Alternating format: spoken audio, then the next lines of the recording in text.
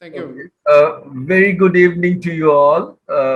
Presenters, we have presenters from Estonia, from Europe. Professor Dr. Mushad has joined, and we have the Honorable Secretary of Cabinet Reforms and Coordination Reforms from the Cabinet Division of Govt, People's Republic of Bangladesh.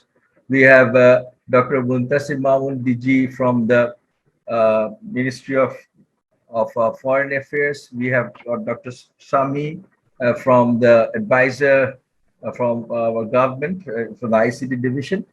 And this is Professor Momen, Director IBA at the University of Dhaka. Welcome all to this session of blockchain technology and e-governance. So we will, without further ado, I'll request Barrister Mushrad Mannan, who is going to be the presenter, keynote presenter here, to come up with his slides and presentation, followed by, a few questions, if you will. Mr. Barrister Mannan, please. And are you able to hear me? Yeah, we are able to hear you. And are the slides now visible? I've started sharing my screen. It is. Great.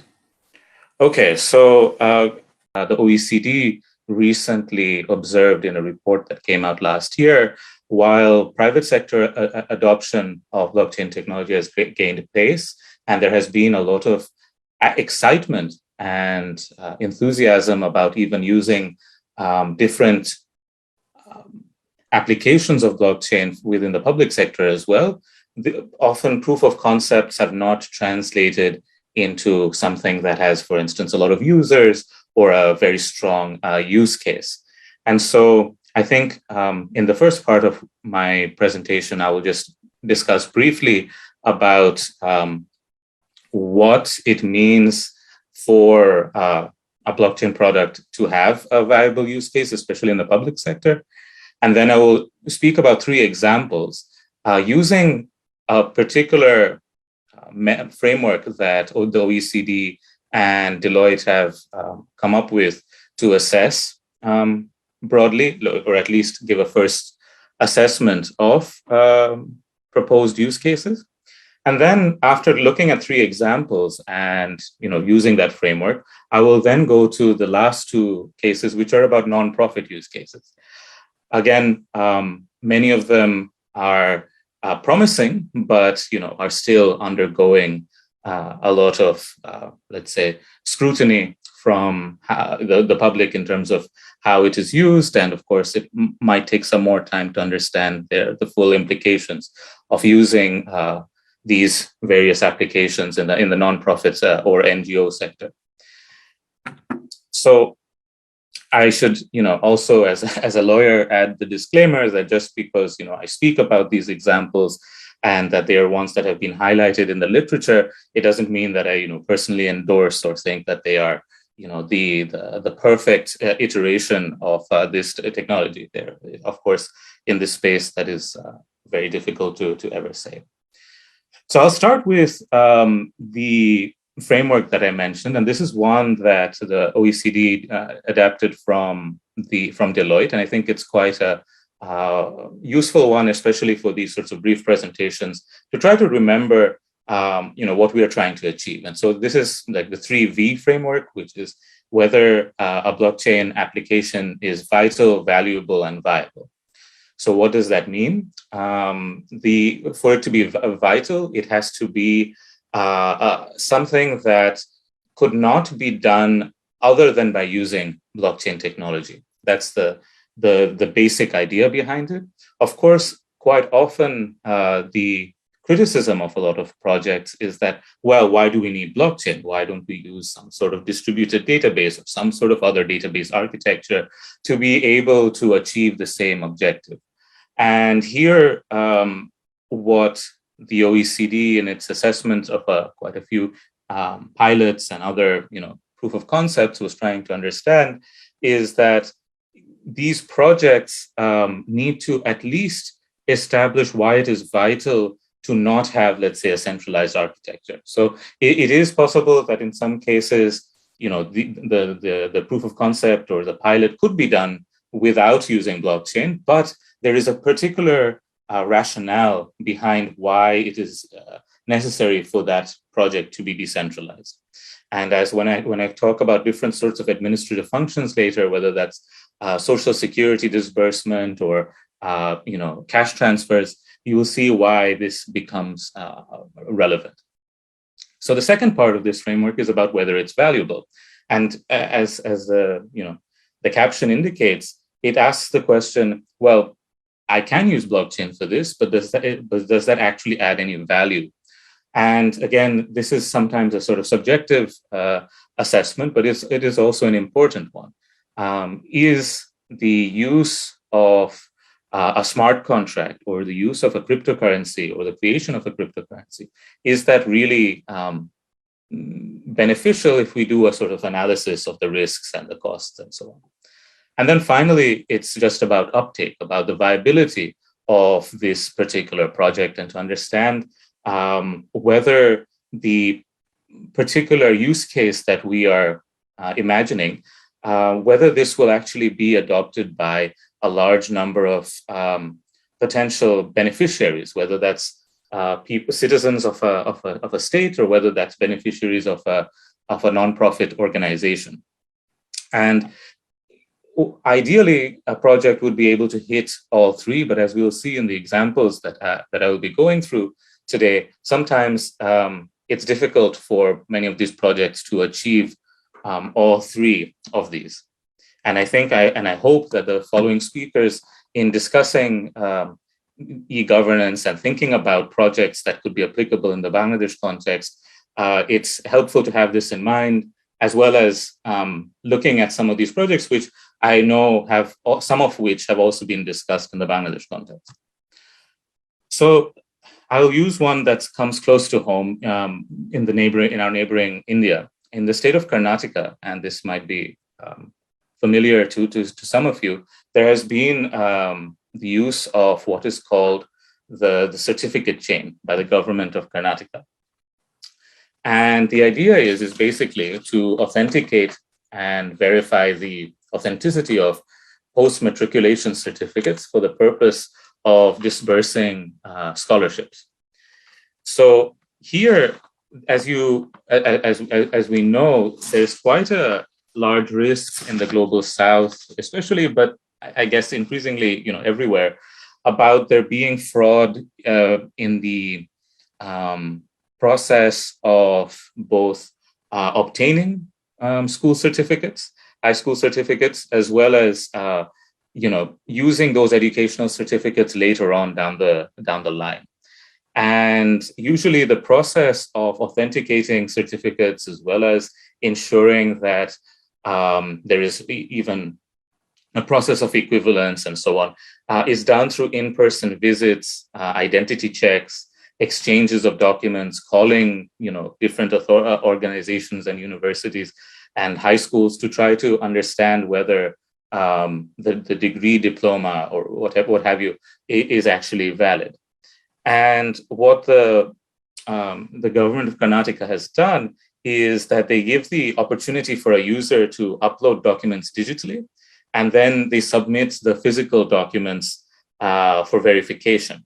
And this uses a sort of digital, India's digital identification system to identify users.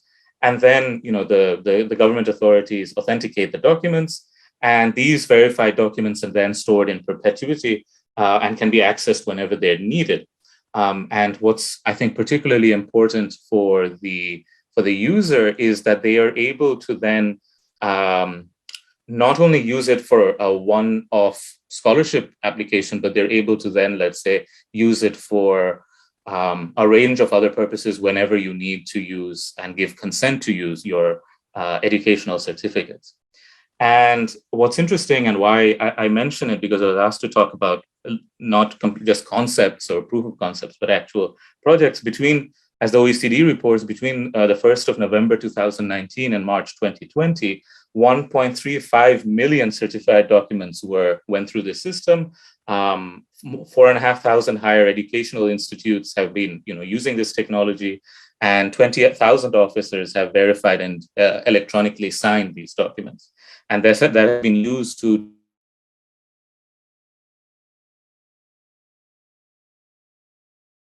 one that is worth paying attention.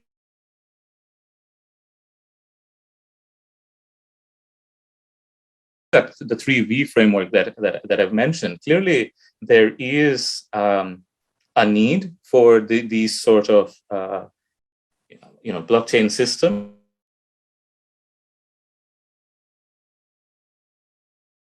In some cases, but of course, as the OECD themselves also note in their assessment of this, it's possible to design this sort of an application without using blockchain. But here, on balance, the fact that you are able to give consent to whether those documents are accessed or not, and the need for greater transparency over the authentication process to also prevent, let's say, corruption and other concerns, on balance, it would still be quite vital to have this sort of an application. Of course, the issue is also whether this is valuable, and this can be up for debate about whether, given other maybe authentication systems that are available, whether this is whether blockchain really adds enough to merit the investment. But clearly, it is viable, and the example of how this has been, used quite a lot in just the last couple of years is an indication of this. So, turning to another example in a different context. So, if we leave Karnataka and we move to Sweden, we see that in the disbursement of unemployment benefits, there has been a discussion about how and application of how blockchain can be used there as well. So in this case, this involves an arrangement that exists between AXA, a private insurance company, with the Swedish unemployment agency. And there, the application of blockchain there is actually like very, to the point and for a very specific purpose. Basically, for a job seeker to access unemployment benefits, they have to be physically present every month at the agency, the unemployment agency. And this can be seen to be quite inefficient by some. And instead, what they proposed and they developed was that instead of needing physical identity checks and paper certificates, they would issue a digital unemployment certificate to the user's phone on an app, and then that would be tracked on a blockchain, which AXA has permissioned access control over, and then they would be able to the user would be able to give access to AXA whenever needed to see the certificate, and and payments can be made using that application as well. And so far, about 1,000 users, according to the OECD, have used this. And from the side of the public sector, from the unemployment agency side, what they can see is that the job seeker has consented to this, to this system, as well as their unemployment status, which is of course one of the most important things for the public sector to keep track of. Again, it raises an issue about whether this sort of architecture could be, replicated without using a blockchain. But on balance, because again of the need to give users more control over what kind of data that they are sharing and when, as well as the sharing of the certificate of whether they're employed or unemployed is also important. So this issue of control can lead on balance to the assessment that this is quite vital. Again, because of the fact that there can be issues about comfort of the user in using blockchain, whether they actually feel that it is merited or not. There are questions about how valuable it is. And finally, there's also this issue of whether it is actually viable. The fact that they have only 1,000 applicants so far mean that there still needs to be a little bit more testing and a bit more time spent on seeing whether this grows and whether the experience of AXA and the unemployment agency merits greater confidence in the use of this. And thirdly and finally, with respect to public sector applications, there is the example of the city pass in the municipality of Groningen in the Netherlands. And as some of you may know, Groningen has had several pilot projects using blockchain, many of which were just at the level of a pilot with a small number of people or a proof of concept. But this city pass was one of the few that actually gained substantial traction and use.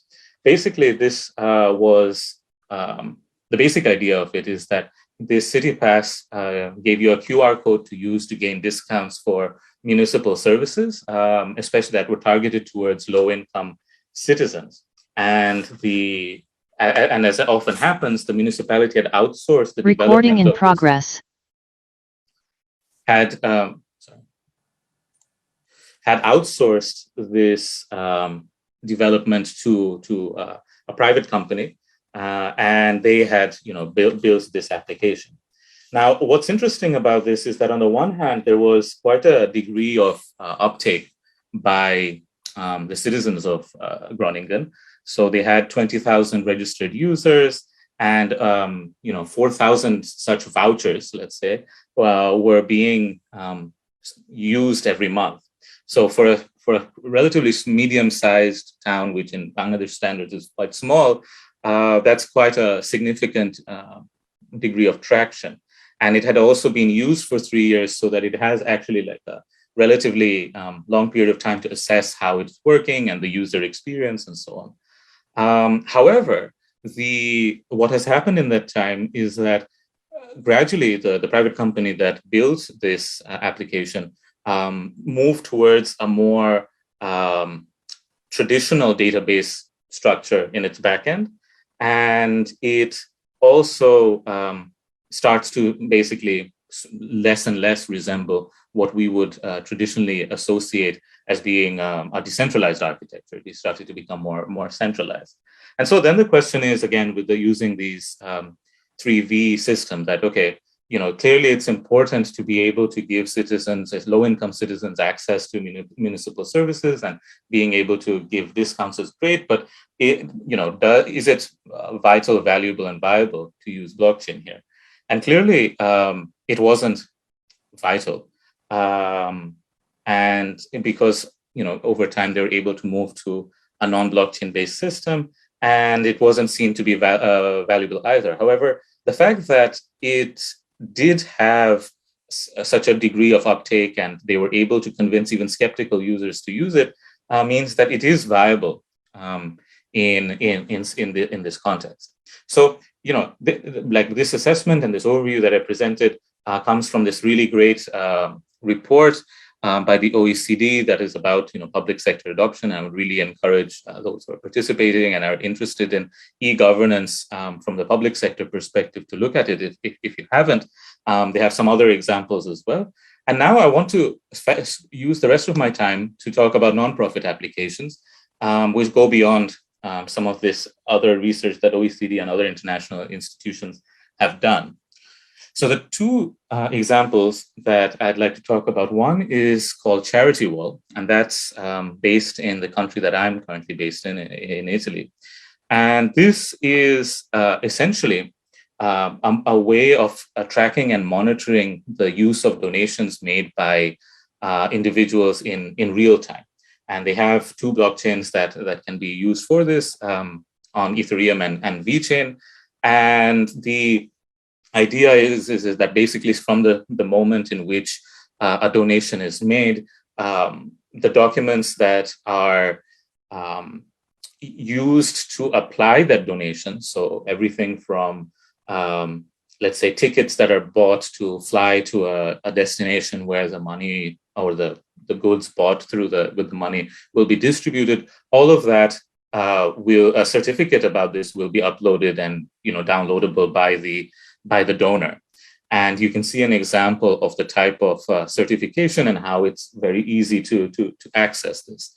And the idea sprung from like a startup, a social startup that began in Genoa and has already been used in, for instance, the dispersal of school products, textbooks and notebooks and so on in the global south.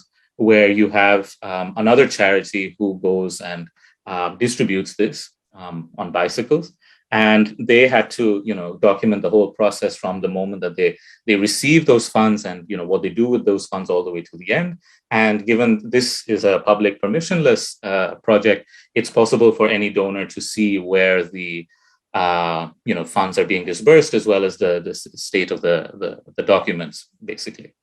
And they have some, I guess, a degree of intermediation in a way, because from what I understand, Charity Wall does also have some oversight in both, seeing like how the certification happens, but in a sense, it gives a lot of control to the donor as well, in terms of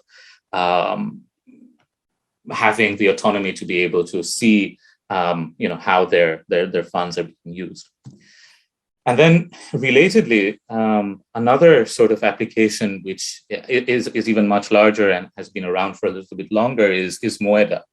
And Moeda is essentially a type of credit union. And so maybe rather than a nonprofit, it's more accurately described as a type of NGO or a type of cooperative. And they support rural female entrepreneurs, particularly and specifically for now in Brazil, through microloans. And what they did is that a few years ago, they did an ICO, which doesn't have like a pre-mining or an allocation just for the founders, but the $20 million that they raised was used exclusively to, by people to buy the MDA token, which you can see the value of. It's not a lot. It peaked at $5. But this MDA token, about 20 million, a little less than 20 million of those were issued. And that token basically allows you to support seed projects that have been validated and approved and screened by the Moeda team. And the idea is basically that many of the, as we know with microcredit, and many other financial inclusion projects, the idea is that many of these particular female entrepreneurs are not able to access traditional loans, or even in some cases, loans from existing cooperative societies either. And so this enables them to access like basically a global network of contributors. And what's in terms of blockchain, the MDA is a ERC20 token. And they also have several other tokens as well. They have one that rewards loyalty. Another one that is basically similar to Charity Wall is used to track basically the microloan that is made and how it is used. And then they also have, because in Brazil, the real, their local currency fluctuates, they have a stable coin to help ensure that the price fluctuation doesn't affect the loan that is made too much. I would like to end.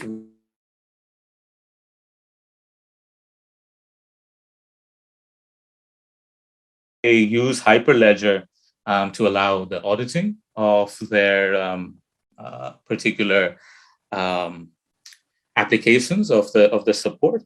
And the idea is that after a certain period of time, whether that's 6 months or 1 year or 2 years or whatever that is set, they would receive the value of those MDA tokens back with a small level of interest. And we see that this is quite, compared to Charity Wall, which is quite new, Moeda already has supported 200 projects, investing about 5 million reais, which is like the local currency. I think that's more than $2.5 million US, but I'm not familiar exactly with the exchange rate.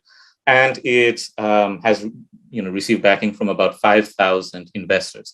One of the things I think that's particularly interesting is that Moeda, the organization, takes a very active role in educating and training the rural farmers, coffee growers, and so on, who are involved in this, so that they can actually develop business plans, know how to communicate with these crowd lenders and so on, so that even those who might have been deprived of traditional educational opportunities are able to act as professional business women.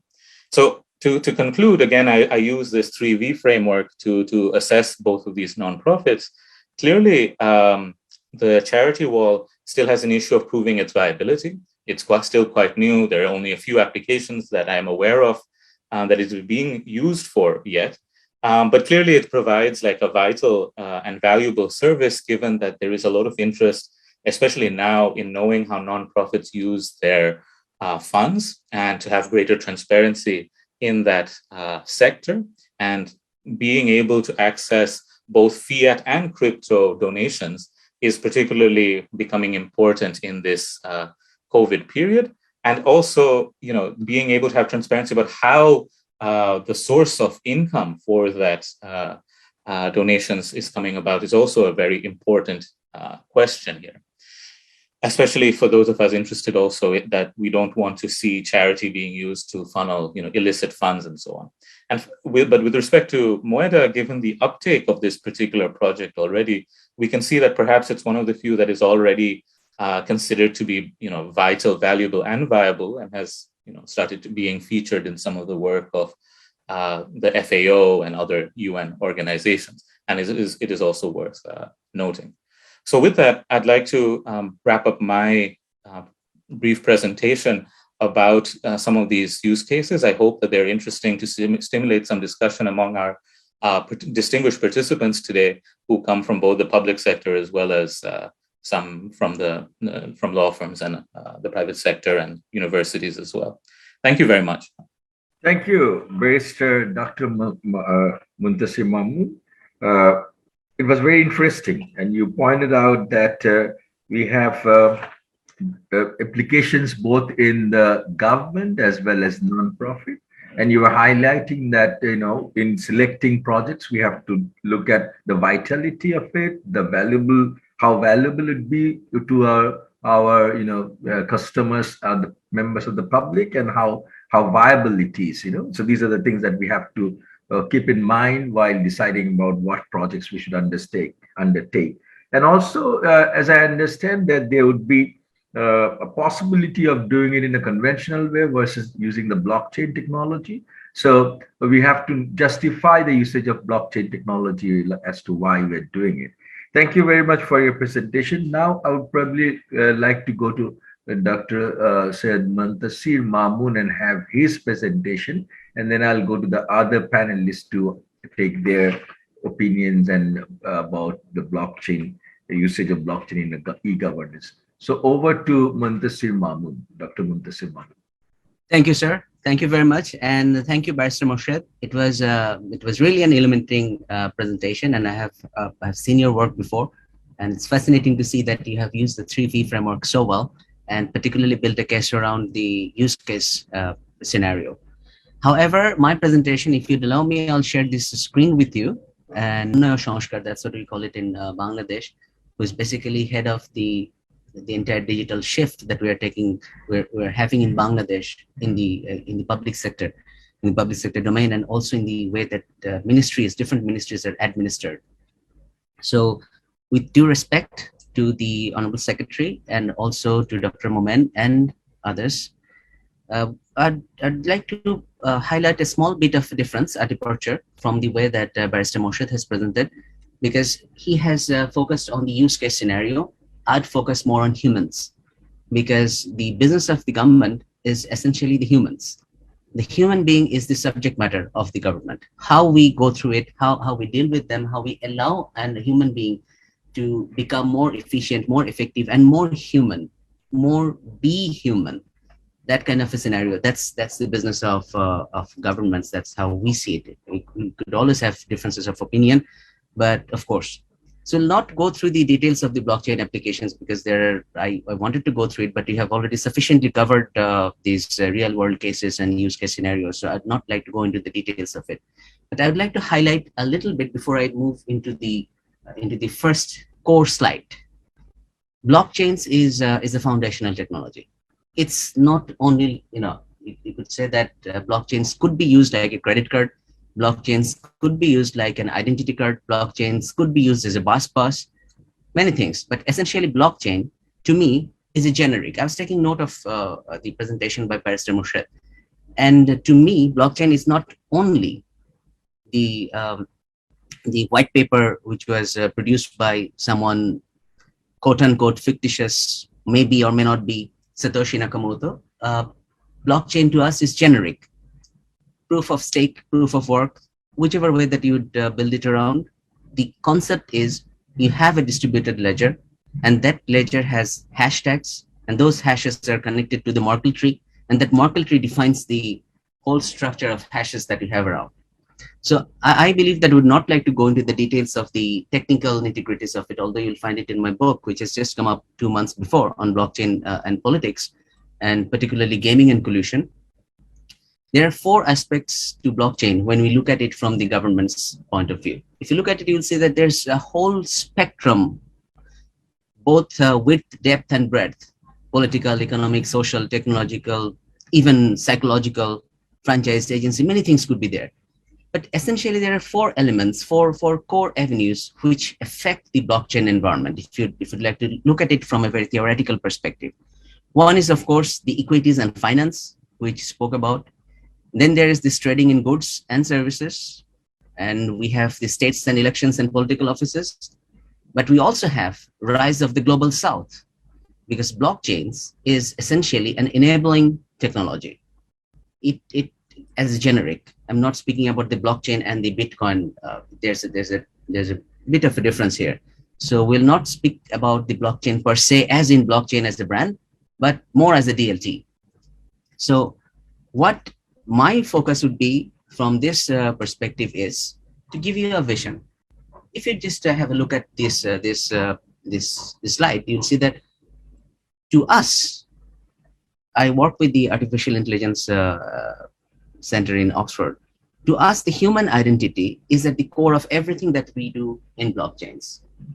Human identity is at the core, and the government is essentially supporting and underwriting and also protecting that human identity, which is based on trust, agency, autonomy, and franchise. What comes on top is a host of services, ecosystem services, which blockchains enables, like smart transport, district branding in Bangladesh. You know, there's a very unique concept in Bangladesh, which after the Honorable Prime Minister came to power, in her directives, the government of Bangladesh undertook, connecting all the districts to the branding ecosystem. Free markets, enterprise, brand ecosystem, urbanizations, name it, food, fuel, finance. So a host of ecosystem services and products and commodities are there associated with the blockchains. It could be associated with blockchains. And for the government, there's also an impetus of having it decentralized so that the government reaches to the doorstep of the individual. Governments need to be modular, granular, and the policy needs to be inclusive. No one ought to be left behind. So with that kind of an attitude, we also have a timeline in focus. If you look at to my right and to the left of the screen, essentially the state is in transition. At this moment, 2021, it's about justice, judiciary, arbitration. But if you look at it, we're moving up ahead. And I'm speaking from the perspective of Bangladesh. And we have Vision 2021, which is more or less realized. And we are also having Vision 2041 and Vision 2100, which is the Delta Plan. And in between, we have the whole set of development parameters set in motion. So from justice and judiciary and arbitration, we're essentially moving towards the theoretical formation of equity, equality, and equitability. Now, these 3 things are very different. Equity is, of course, finance, your ownership is stake. Equality, of course, a contested issue, because the free market, free enterprises might not wish to define it in the same way that the governments would like to define it. But equitability is, of course, something that we can all agree upon. That's something which is based on a deeper sense of justice. And that sense of justice is rooted in the way that we interact with each other, with the society, with the state system, and vice versa. And parallel, you have emerging technologies like fintech, edtech, regtech, regulatory technology, and govtech. Now, when you speak about blockchains, we have winners and potential losers.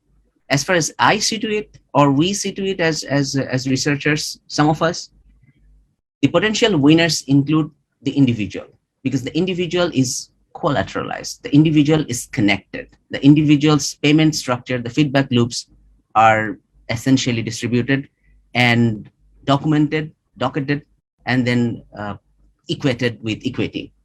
The potential losers are essentially the ones with the lower effectiveness, efficiency, and what did you say? The lower skilled levels of performance.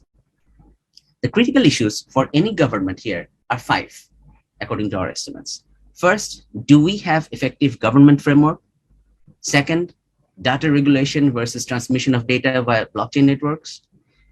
Third, last mile problem. What is the solution? Because we are speaking about policy inclusivity, if the last person, if the one person sitting on the fringe, farthest away from the capital, would he or she be included in that system?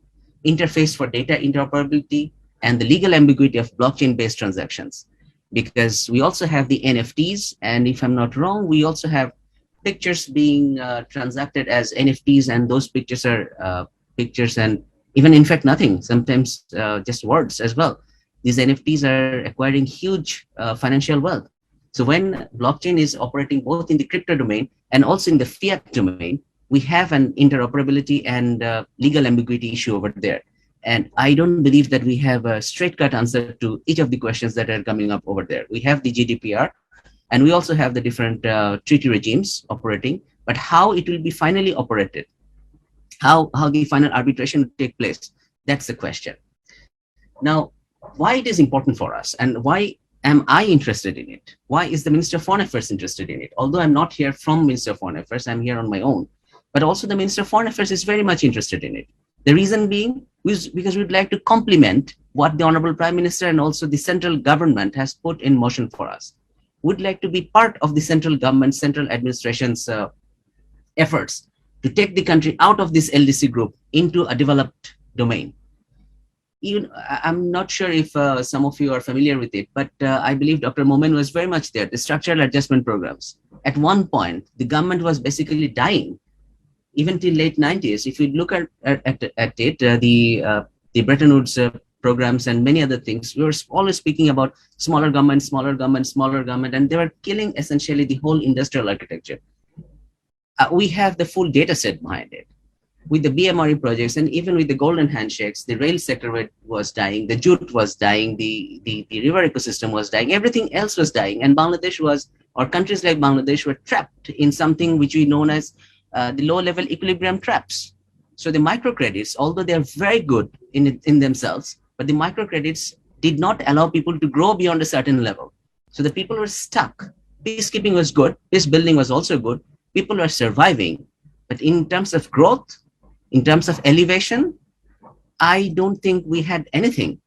So in last 12 years, after this government came to power, and I must admit that as a bureaucrat, I started career before that. So, but as a bureaucrat, as an officer of the state, what I see is that we have grown fundamentally, we have grown fabulously. And it's not only the economic growth, it's the institutional growth which has taken place. So what we believe, and when I say I, it means I, and when I say we, it sometimes means I and the colleagues of mine. But here, when we say we, it means the whole of government, if I'm allowed to say so, that if tech is indigenized, if technology is indigenized, incubated, augmented, and if the human mind, because we have plenty of it, at one point we had a human burden that we had 16 crore people, what will you do with it, 160 million? But now they're not burdens anymore, if we know how to use them. And if you can have that human mind connected to the tech ecosystem, and have it collateralized, that is important, because the tech ecosystem, the narrative epistemology of tech requires that you collateralize the human action, and human action as in the Austrian School of Economics, the human action, and that basically contravenes the more Keynesian way of looking at the economy. The human actions allow us to stop at nothing from reaching our development goals. And when we speak about development goals, the core issue that we deal with here is connecting the factor markets with the consumer markets. We need to connect the factors of production. I'm sure that some of us are familiar with the Cobb-Douglas equation, but it's more about connecting the factor markets where we have the productive capabilities, land, labor, capital, plus innovation and entrepreneurship, and also the ingenuity, the ideas, with the consumer markets, where the consumer markets could be both the retail as well as the industrial sector, and many other markets are there. There are intermediate markets as well. Three things which came up from our discussions and our research in last couple of years, because we have been doing this research since 2016 with the University of Oxford at Saïd Business School, which is that in countries like ours, which is basically the bottom of pyramid markets, we have inchoate demands. Inchoate demands means what? We have demands which we cannot really ideate. We know that we have a certain need. We know that we have a certain want. We know that we have a demand, but we cannot spit it out. We cannot speak out. So what happens is that inchoate demands populate the way that our economies operate. We also have institutional voids. There are voids in legality. There are voids in finance. There are voids in connecting power and the energy circuits. There are many sorts of voids, but those are institutional. These are not really lacks. These are voids. And at the same time, we also have complementary assets. We have experts, we have institutions, but working in silos. But when you connect them, and that is what we're speaking about, when you connect these complementary assets with the institutional voids and try to fulfill the inchoate demands, you can connect the whole set of factors to the ultimate consumer markets in a finance feedback loop.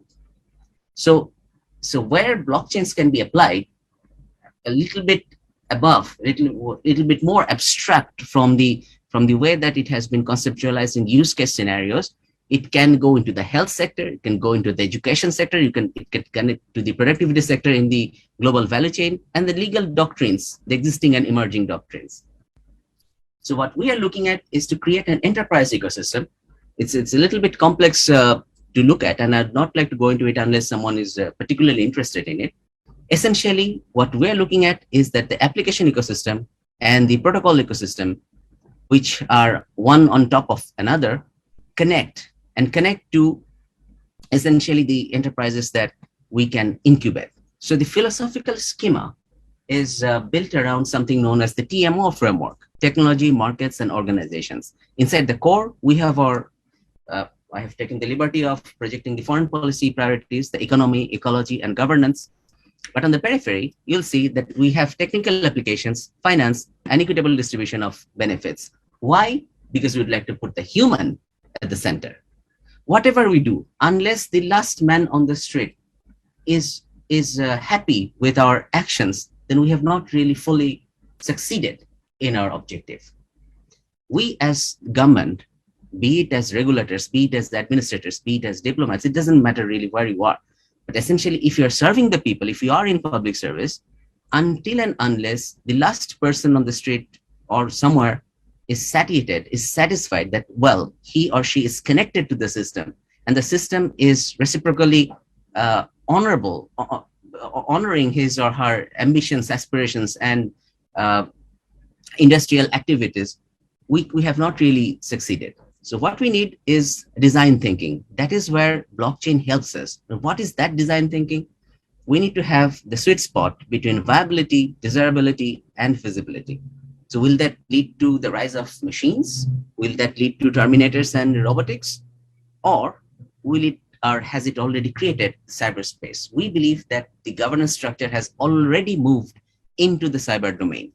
Like it or not, there is a space which some people call it the nethnography, that earlier we had ethnography, now we have nethnography. So your mind, where it is located, is essentially based on where it is located in the cyberspace. And the cyberspace is denominated with 7 attributes: the physicality of it, the fluidity of it, the attribution of location of it, the temporality, the time space, and the permeation and participation. Why this is important for us? Because cyberspace is fractioning the link between geographic control and the location of the local government, and also the world of the NPCs, the non-playing characters. There is a little bit of discussion on cyberspace, but I'll skip that to be aware of the time that we have. But what we need to see is that the blockchains help us connect the depth, breadth, and the fabric of that cyberspace, and ultimately leads us to see the whole of existence the way that we see it, as content. So there's no more product, there's no more service, there's no more human individual. There is content. essentially, as we are discussing, that the whole of cyberspace and also the way that we live our lives and work has become content. It's no more commodity or service or product for that matter. It's content. And the content could be anything, including your identity, including our identity. So the innovation trifecta, the sweet spot between and amongst desirability, viability, and feasibility, leads us to a question of identity. The reason that blockchains are important for us is because blockchains, in the genericity of it, the genericity as in the generics of blockchain, allows the human individual to assert his or her control over the system by means of his autonomy and franchise, if it is allowed. Now, that is the good part of it. The flip side of it is that it is essentially an ongoing, continuous negotiation.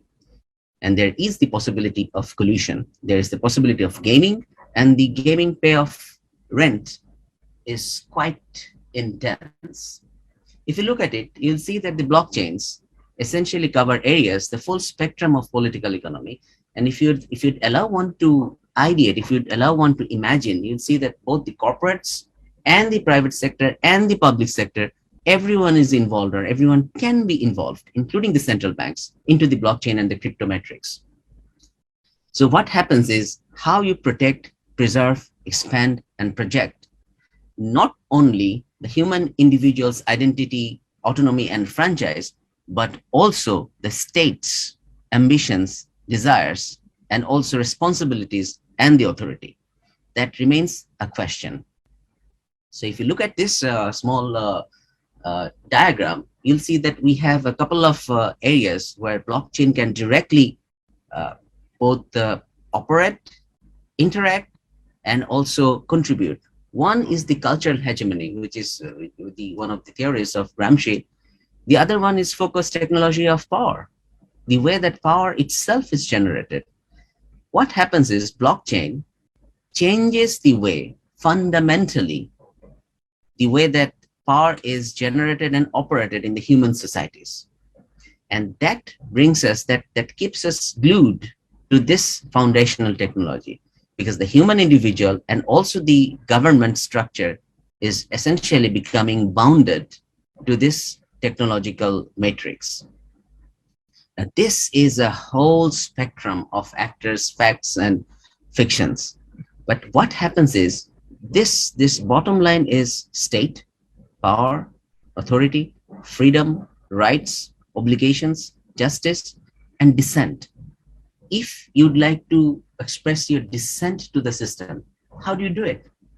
I'd not say that it is already established, but I personally think, as a researcher in this area, that till today, dissent in blockchain cannot be expressed without attacking the system.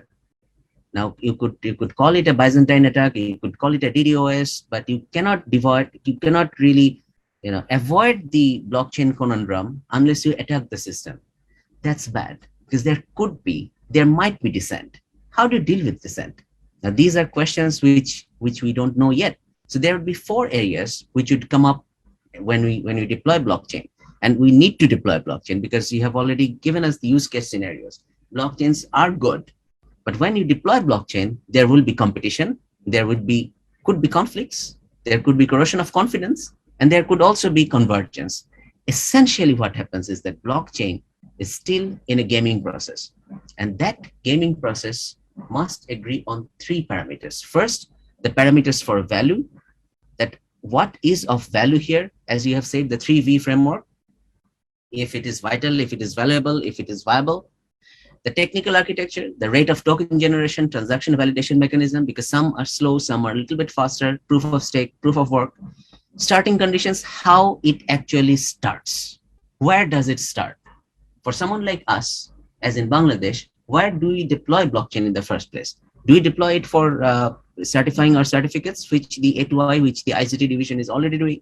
Much of our certificates now that we have from the ICT division are backed by blockchains. That's one way. But blockchains could also go into payment mechanisms. Blockchains could also go into the letters of credit. Blockchains could also go into the way that payments are made and received. So essentially, this is my last slide. It's like the mythical Samudra Manthan. I'm sure that someone familiar with the Indian mythology will know that in the early stages, the very early stages of creation, there was the sea of milk, and the sea of milk was churned. And from that churning, both the Daityas and the Devas, both the demons and the gods were churning the sea of milk. Many things came up. One thing was Amrita, which is the nectar of elixir of life. And the other one was Hala Hala, which means the deadliest of poison. So we are essentially, as a group, as human individuals, as countries, as nations, entering an era of flux vortex. What we need is a fleet of individuals, actors, and systems, and ecosystems, and platforms. And we need to have fabrication capabilities, and we need to have freeway access to the advanced technology, and also to the last man standing, and the fireflies, and finance, food fuel finance, that remains an echoing call. And we need to have fusion of both ideas, minds, ecosystems, and also productive capabilities and machines. And the last one, we need to look at the future, but put our feet firmly on ground in the present. So that's where I would like to end the presentation. And that's where I stand at this moment. Thank you so very much. A very interesting presentation, Dr. Muntasir. You have brought up very many philosophical questions in our minds, and going forward, you have brought in similes of nectar versus venom. And as I can understand, that there are, in every technology, there would be benefit for the human society, as well as there are challenges. So I'm sure your presentation will give rise to many questions and philosophically to be answered. And going forward, the government, I think, of Bangladesh would also look into these issues so that we can, as you said, deliver the service to the last mile, the last person, and nobody is left alone. I would like to now go to Marina, Miss Marina. I'm sorry, I cannot pronounce your last name. It's very difficult, though. It's difficult. Don't worry about it. Yeah. So if you would please share your experience in your country and your work that you're doing, and how we can benefit from that. So over to you. I'm totally agree with both speakers. Thank you for amazing presentation, colleagues. It was very, very helpful and useful. I probably will start with charity organizations and the blockchain use in the charity organization. I'm agreed that the most of the actually successful currently project, mostly from Italy, because this is wasn't the first experiment to use a blockchain technology to deliver money or to the local organizations. Because as you know, in the charity, yes, you can have your global organization, which is collect money, but then you're working directly with the local charity, which is not always use the funds wisely. So the implementation of this technology into charity is really critical. I totally agree. From the government perspective, I don't think that we can make, unfortunately, all human happy and satisfied of the using of the technology. Especially the last case of coronavirus showed that people do not agree on even on some basic issues, like either have a vaccination or not. So everyone very opinioned about it. In some countries, even in Europe, we can see that there is a lot of fraud with vaccine certificates. Even one of the cases was in Estonia, which is like totally transparent system. You can see who been vaccinated, like you have your data, when exactly you was vaccinated, and when your next shot have to be. This certificate showing what type of vaccine you took, maybe it was recovered, but anyway, so it's still a lot of case of fraud, because the database of the whole countries in the European Union is not combined. So you have a different multiple applications, like in Cyprus, we have our Cyprus Pass application. In Estonia, there is another application, which is like showing the different measurement of your vaccination. The health care system is very critical to implement to implement the blockchain solution, at least in these sectors. I can also talk about the accessibility to the government sector based on Estonian experience. So Estonia, one of the first countries who start giving the access not only for the physical residents and citizens of Estonia, but also for the foreigners who would like to join e-residency program and get the access to the government services, such as the company formation, the tax authority. You can obtain your licenses also digitally without physically visiting Estonia. You can have your access to the banking. So it's very useful for the entrepreneurs who is building the, let's say they're small startups somewhere like outside of Estonia, but because the government sector is built in such a convenient way, when you can do that digital and not through the notary, it's became very, very popular. Is the blockchain technology really needed to get the access to the government sector? I would say to some services it definitely is, such as the election process to prevent the fraud, not only during the election, but the fraud identity when the person is actually going to vote. This is what we're actually saw in United States during the electing on the mails. So there also were the fraud cases. This is what blockchain technology can help to solve. Also, the previous speaker mentioned that, like, of course, if there is a government grants or government support for people who below the surviving level, basically, and there is a lot of fraud from that side as well. This is also can be implemented. The blockchain technology ideally will be in this case to solving these problems. But as any technology, blockchain technology cannot solve any problems or multiple problems in the same time. So unfortunately, in the private sector, what we're seeing when the companies are developing blockchain technology, it's very often not needed there. Like, you can use it, of course, but you can use the cloud servers, you can use the other decentralized database. Then the blockchain actually can make the product more complicated, because you have to have your concept, and it depends on what are you choosing, the proof of work or the proof of stake. This is also can be complicated from the technological perspective, because you have to have the nodes which is running this blockchain, and etc., etc. So it depends on the business. I would say that financial sector also depends on what exactly part of the financial sector is developing blockchain, and can be needed, can be rejected. And then also the financial sector on the government level, such as developing central bank digital currency programs, which is potentially can replace the cash transaction, like, I mean, the cash money. When you're going to the store, you're holding the cash and then you're passing it, possibly together with coronavirus, to the cashier. This is also can be solved by the blockchain technology. I can pass the word to the next speaker. I would like to actually ask the next speaker a question regarding what is the initiative the Bangladesh doing from the perspective of blockchain implementation into the government sector.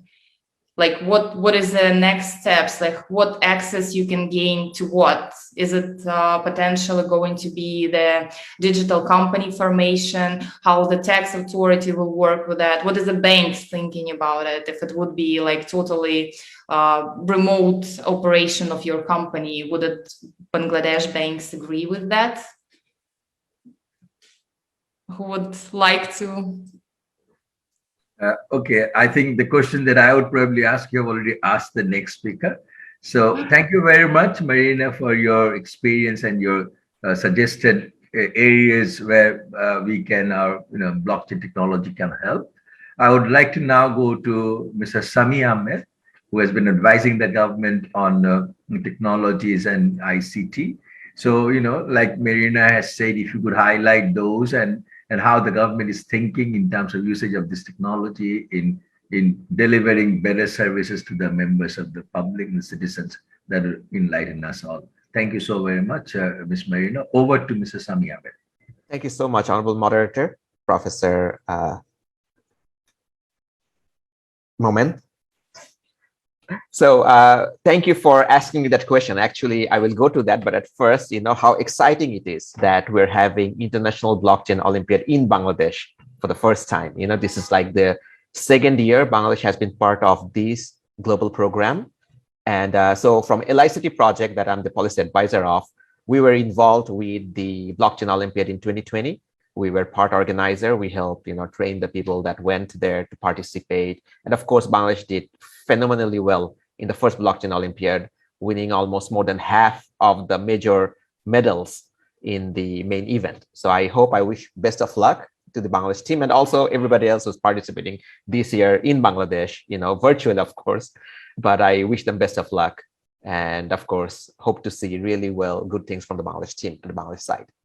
So just saying that from LICT project, we have been involved with blockchain in many areas, starting from skill development. And of course, we helped develop the Bangladesh national blockchain strategy for the government, which has been approved by Cabinet Division as well.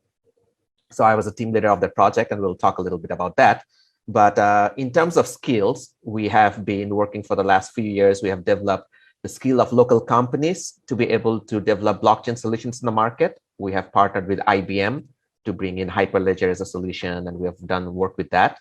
We have had some labs on blockchain to build the capacity of local companies. We have a program through which more than 10 companies participated to hire over 250 people to work with blockchain solutions in the local market. So the point is there are a lot of local companies working in blockchain solutions. As you know, from the Blockchain Olympiad, we see that our university students are also very much knowledgeable about blockchain technology in general. But what are they working on? So if we look at it, many of these solutions are obviously POC and several of these competition level. But we do see a lot of some solutions in the private sector. We see in, especially in the finance sector, we see in money transfer, we see in credits and loans. In the government sector from Bangladesh Computer Council, which is our parent organization for LICT, we have some blockchain applications in certification. What Dr. Muntasir talked about, government is doing some certification in e-recruitment that's being done. We did some POC with the primary education system on their ebook, but that the POC has been done, but it hasn't been implemented yet, to some of it.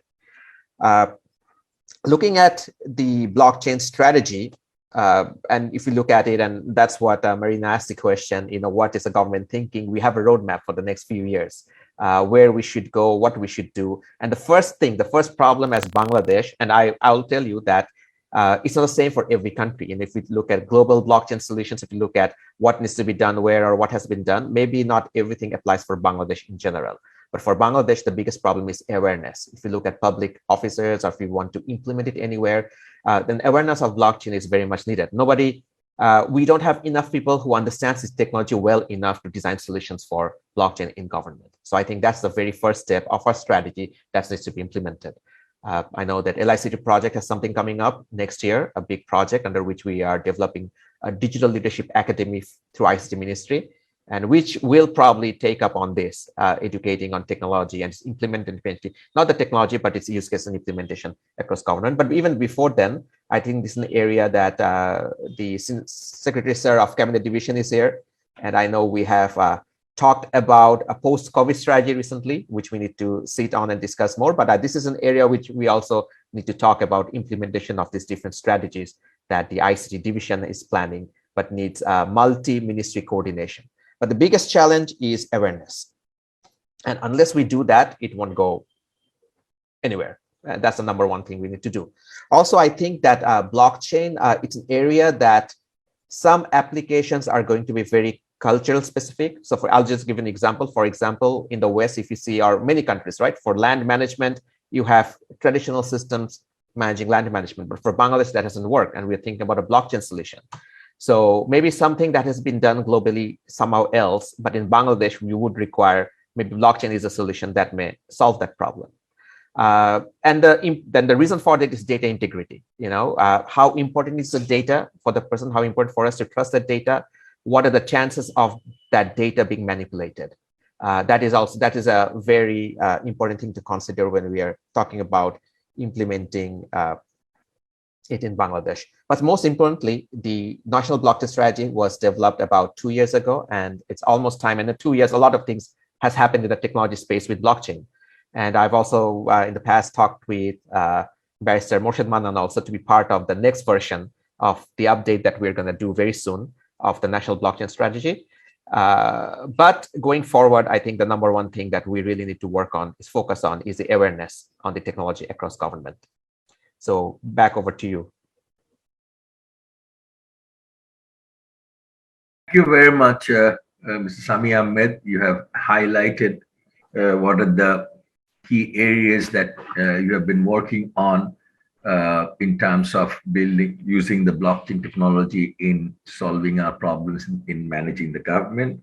It's mostly awareness that you have pointed out is a key issue, and also that it's a new technology, not enough manpower has been trained. So you're also focusing on that, and our participation in the last blockchain Olympiad and the current one is very encouraging, and we see a lot of students from university level are engaged and are on their own educating themselves mostly on these technologies and coming up with solutions. That's very encouraging. So I'd like to go to the Honorable Secretary of Reforms and Coordination of the Cabinet Division of the Ministry of the People's Republic of Bangladesh to highlight on how these sort of new technologies will bring about changes in the government, the way we do things now and we do things in future. And what sort of, you have seen the presentation of two of our experts and how the government is thinking, there have been some philosophical questions that has been raised also. How are you going to address those? If you would throw some light on it and your experience and your expectation going forward in the country to happen from the government's perspective. Over to you, sir. Thank you, sir. Moderator Professor Momen and the two presenters, Barrister Moeda Manthan, Dr. Muntasir Mamun, DG Ministry of Foreign Affairs, and also I listened from Ms. Marina and Dr. Sami, Policy Advisor of LICT Project. I convey my thanks to Mr. Habibullah and Karim, Chairman, International Blockchain Olympiad Organizing Committee 2021, for his effort to organize this Olympiad here in Bangladesh. And also, I'm thankful to him because he invited me to be present here. And so I got the opportunity to learn about the blockchain.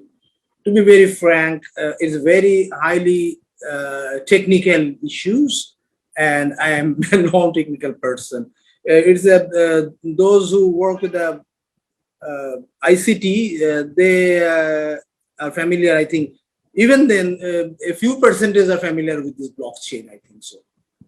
And when I had the opportunity to join a program on blockchain that was organized yesterday for all the secretaries of the government of Bangladesh. And so just I learned something from yesterday's seminar or workshop, and our Honorable Cabinet Secretary, sir, was chief guest yesterday. So what I understand that is a very useful technology and is a technology for the future. And if and it is transparent. So if I want to change anything, I will have to bring changes in maybe so many places that everyone will be notified. So so using a fake identity or maybe difficult. But what is the technology? The persons or the people who invented this technology, the blockchain, maybe there are more genius who will overcome this technology, and they will prove that blockchain is not foolproof. Maybe in some day. But yesterday, our Honorable Senior Secretary Finance Division mentioned that Finance Division already they are using blockchain technology in some cases. Say, for example, transfer of cash transfer to the distressed people from government to the person, I mean G2P. And they are also using in Bangladesh Bank, I think they are using in a very limited way. But from these two highly technical presentation of Mr. Barrister Murshid Mannan and Dr. Muntasir Mamun, it is very difficult for me to understand because it needs a lot of learning or knowledge about this technology. But what I understand that if it is very much transparent and if it can identify the real person or it can certify whether the certificate is genuine or fake, then it is good for the government to use, because today's topic is blockchain and e-governance. And before e-governance, I must say good governance comes first. Governance, then good governance, then maybe e-governance. Sometimes it will be maybe, I don't know, governance, digital governance, I know, because in our system we are using what you know, e-Nothi, electronic Nothi, filing system. And now we are renaming it D-Nothi, maybe digital Nothi. So it doesn't matter whether it is a e-Nothi or D-Nothi or e-governance or d-governance, but governance is required. Good governance is required. And for this good governance, we need transparent activities.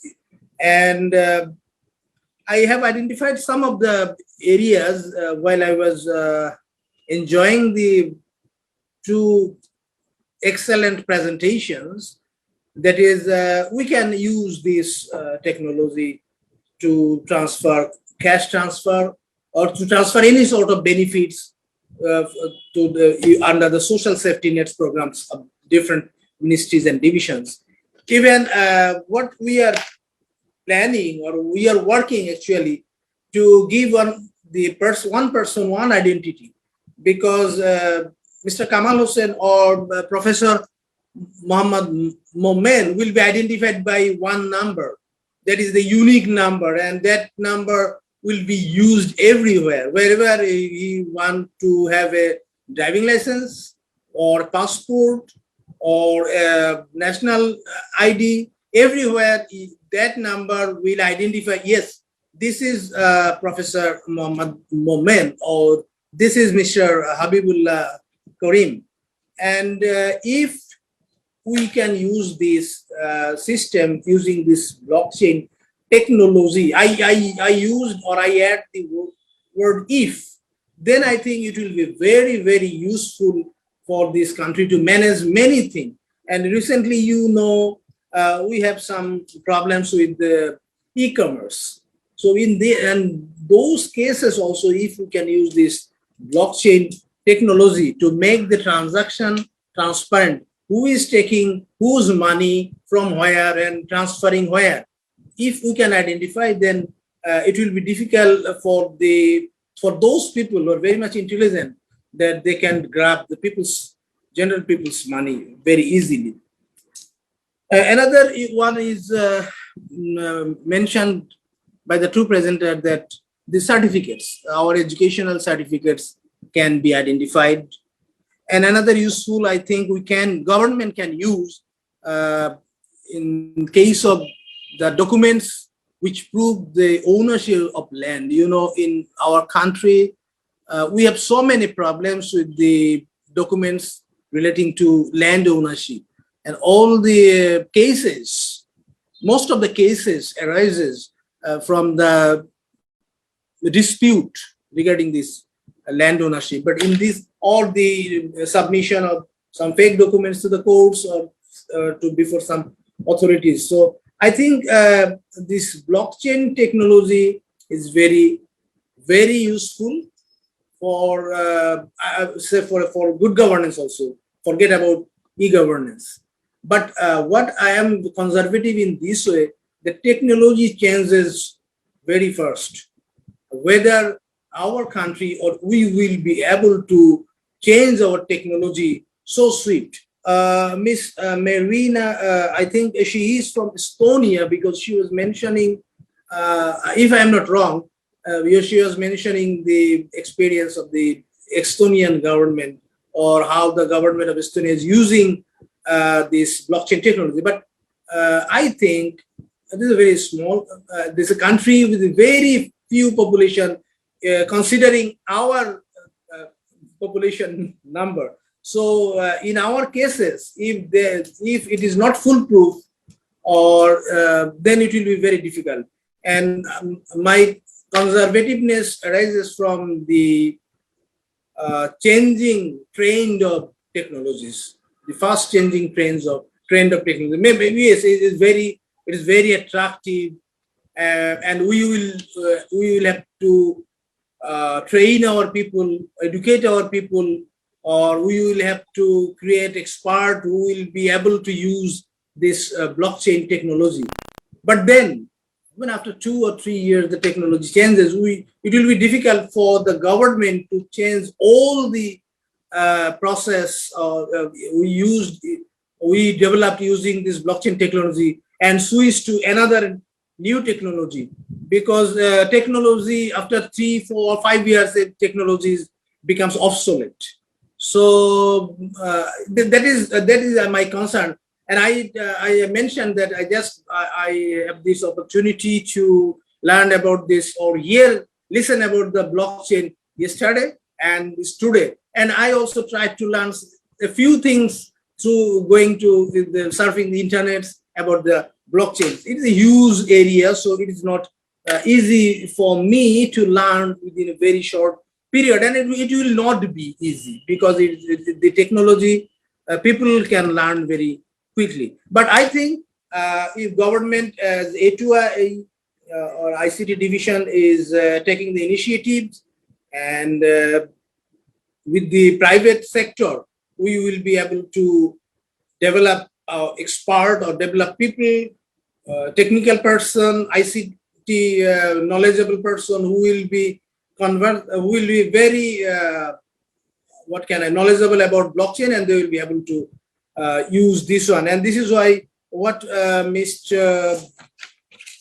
Sami mentioned, that we have also Bangladesh National Blockchain Strategy, and that has been approved by the cabinet. But what I would like to mention, that our Honorable Prime Minister is very much visionary leader. When there was no adequate infrastructure in ICT, she told us about the development or establishment of a digital Bangladesh, and now it is the reality. And what she mentioned, that I want service at the doorstep and service at the fingertips. So you see, in today's Bangladesh, government can provide service through using this technology, through these smartphones. And also another thing I should mention, that she is the leader who whose leadership the government developed a Delta Plan 2100. So he's a very visionary leader. And so as we approve this Bangladesh National Blockchain Strategy, and we are learning this, so for the good governance, for e-governance, I think we will be able to use these blockchain technologies in various sectors, and that will bring transparency in the governance. So I am very much hopeful that government will be already using in a very limited scale, but we will be using a blockchain in many areas, in maybe within a very short time. So again, I thank Mr. Habibullah and Karim for giving me the opportunity to join here. And I also thank Professor Muhammad Momen for his nice moderation, and also the presenter, Mr. Murshid Manthan and Dr. Muntasir Mamun. So I convey my thanks again. Thank you all. Thank you very much, Honorable Secretary. I will echo with you in the same way that fortunately we Bangladeshis have got a very visionary leader. When she spoke about our Honorable Prime Minister, when she spoke about digital Bangladesh, hardly anybody in the members of the public knew what it was. Many people were very skeptical about it. And as a result, you know, lot of criticisms were there. But now we have seen the fruits of it. It is already implemented. They were very, successful implementation of the COVID, vaccination that we have seen, the Surakha app, which was so flawless, and all the services that are now being provided by the government with the use of this e-governance and the smartphone, etc. These are all commendable improvements that has taken place only because we had a leader like our Honorable Prime Minister and also a visionary ICT advisor like Mr. Shoji Joy. But I will make few comments from your deliberation. Number one, you were kind of skeptical about the technology. It's going to evolve. It's going to come up with newer technologies, and how should we not? Should we? Wait for another technology to come up. This will be made obsolete in the future. I think we cannot afford to do that, and we have to. These are technologies that are there. If we don't, act immediately, then we are going to miss the boat, and we probably have to update ourselves. We have to be at par with other countries' economies, technologies all the time. Otherwise, it will be very difficult for us to achieve our goal that we are aspiring to be. And regarding, I would say you mentioned good governance, and then e-governance. I would say that having e-governance is probably one of the, I would say, foundation of good governance. It will ease a lot of it will make a lot of things transparent. It will ease a lot of issues that are already there. It will reduce, complications. It will make things, transparent, visible. Services will be made, easily affordable, etc. And also corruption, etc., will be reduced to a significant level. So I think to ensure good governance, e-governance, and then all of these technologies are, I think, will play a pivotal role. And you have already pointed out that the few areas from this discussion that we were having today. You have already pointed out that areas of application of this technology into government. You mentioned so the social safety net programs.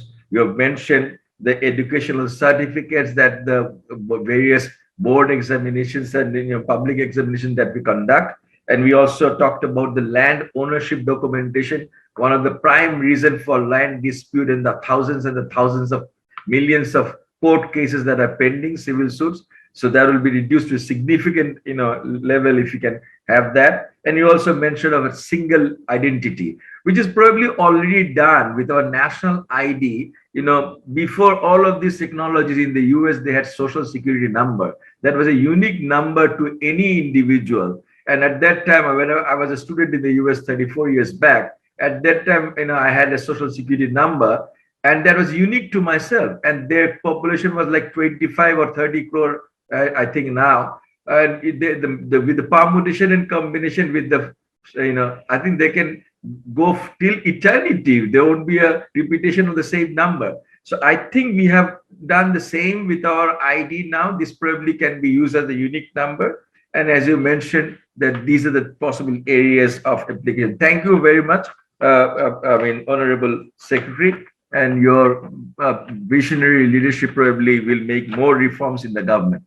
I have few questions for myself, but since it's a very interesting and technical conversation, going on. I was just wondering, would the panelists ask some question amongst themselves to make it much more vibrant, or I will ask the questions that I have in mind. I will ask one question from myself, and then rest I'll leave it to you for you to answer. My question would be, Bangladesh, the Honorable Secretary was mentioning about Estonia being a smaller country, Bangladesh having a large population. So we are having a large data producing country.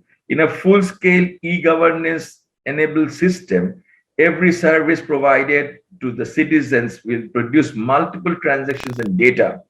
How blockchain can help to maintain data and services reliability with such large volume? So if the experts would comment on that, I would leave it an open question, whoever wants to answer.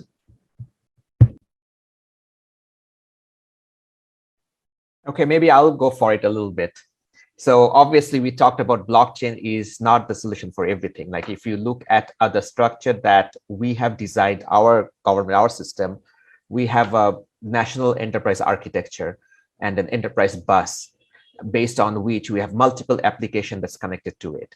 And so just to add to it, just to go back a little bit to for the Honorable Senior Secretary Sir over here. So blockchain is a foundational technology, just like we have the internet, we have the TCP/IP protocols based on which we had emails and web browsers, many other applications that work on that.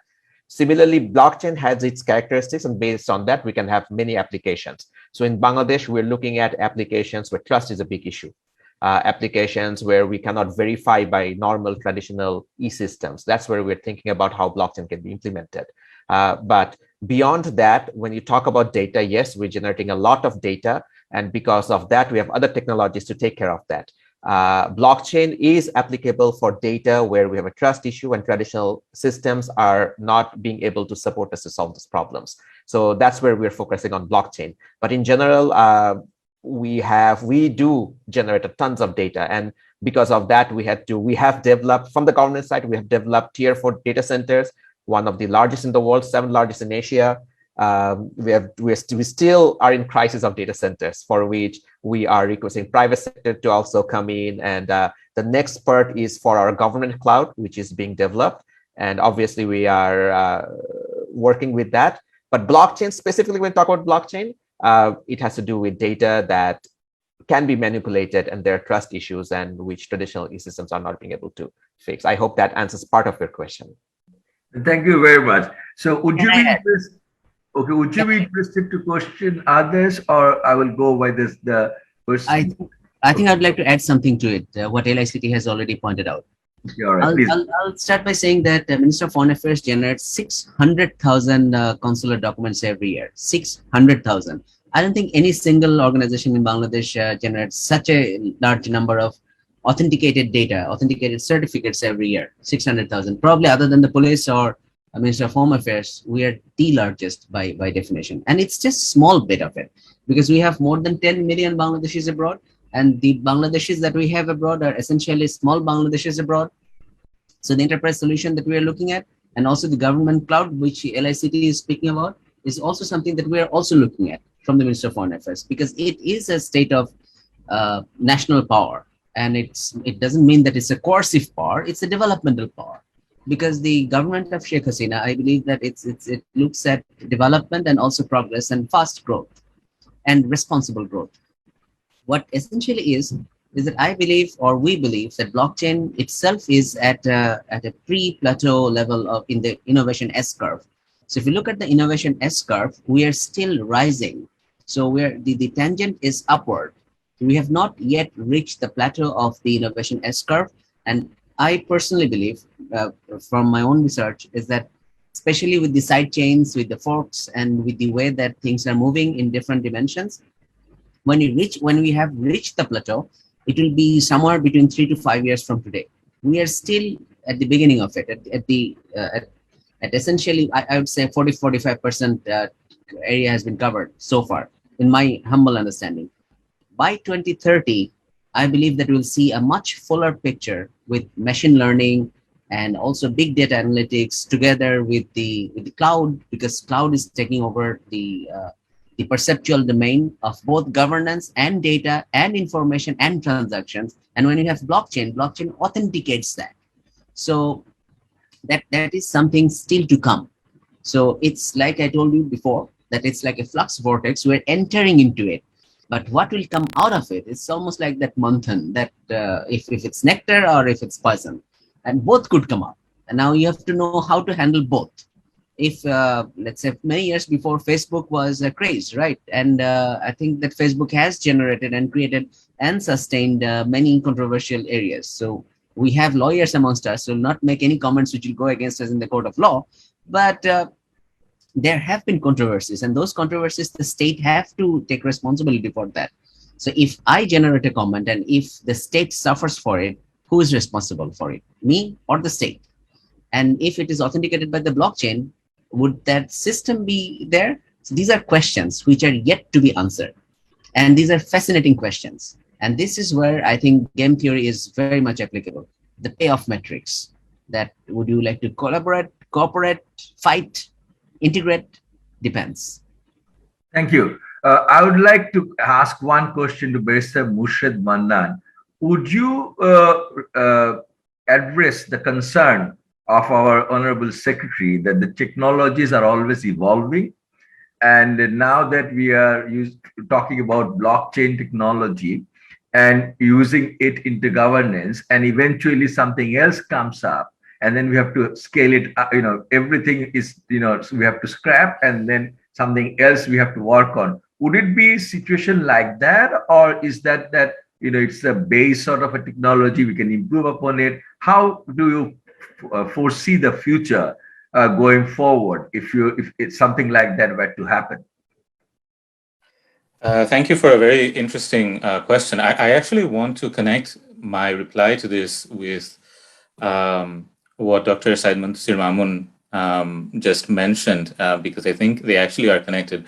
I think, especially for those who are not very familiar with blockchain technologies, I think we need to distinguish between public permissionless blockchains and enterprise blockchains or consortia blockchains a little bit. And even if they share certain features, the public permissionless dimension and the more permission dimensions have very important ramifications for the law. So, and I think this distinction is also why there is, in some cases, regulatory skepticism about one application over another. So with something that let us say is developed just internally by the government, and they have private permissioned access between, let's say, different ministries or different authorities of the government, that would raise different questions than like the idea of the Ethereum blockchain, for instance, which no one would have just exclusive control over all of the nodes. I mean, that sort of would be contrary to its idea. And that, of course, raises different questions. Of course, if, let's say, this is the application that it is used for, and I have to talk at a little level of abstraction unless we talk about specific use cases.